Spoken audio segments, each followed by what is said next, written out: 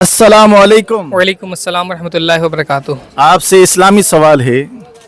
सवाल ये है कि उम्मी लफ्ज़ की माना क्या है? उम्मी लफ्ज़ अरबी लफ्ज़ है ये।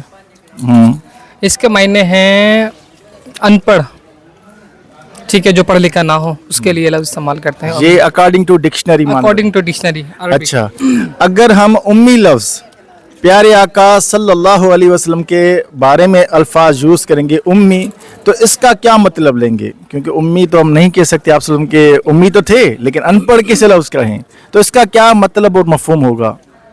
असल में बात यह है कि हुज़ूर अलैहिस्सलाम को अल्लाह तबारक व तआला ने तमाम जहानों के लिए मौल्लिम बना के भेजा है। बेशक। तो हुज़ूर अलैहिस्सलाम को लिए लफ्ज़ इस्तेमाल करना जो इसके असल मायने हैं वो तकरीबन मेरे हिसाब से सही नहीं होगा, क्योंकि इसका मायना हम ऐसे ले सकते हैं कि हुज़ूर अलैहिस्सलाम दुनियावी उस्ताद से जो है वो पाक थे। यानी कि हुज़ूर अलैहिस्सलाम का दुनिया में कोई उस्ताद नहीं था, बल्कि अल्लाह तबारक व तआला ने हुज़ूर अलैहिस्सलाम को क्या कहते हैं, मौल्लिम बना के भेजा। तो यानी कि हुज़ूर अलैहिस्सलाम को तमाम इल्म अता किया। बेशक।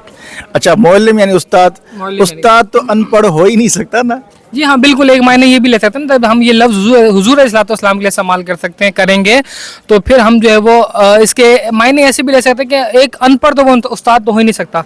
तो हुज़ूर अलैहिस्सलाम जो भी हमारे पास दीन है, कुरान है, आज हमारे पास जो कुछ भी है वो तो हुज़ूर अलैहिस्सलाम की बदौलत ही है ना।